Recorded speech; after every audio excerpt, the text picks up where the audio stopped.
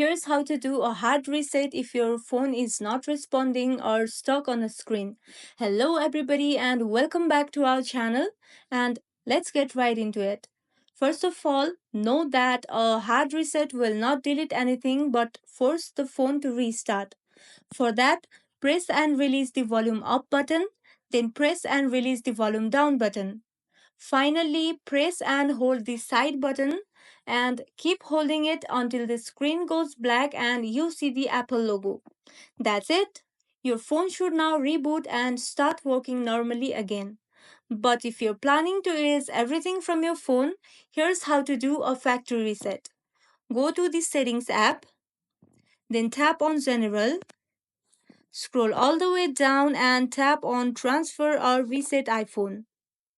After that, tap on Erase all content and settings. Then continue and just follow the instructions on your screen. You will need to enter your passcode and your Apple ID password to turn off the Find My iPhone. Once that's done, your phone will erase everything, including apps, photos, and settings. Then it will restart fresh with the hello screen. And that's it.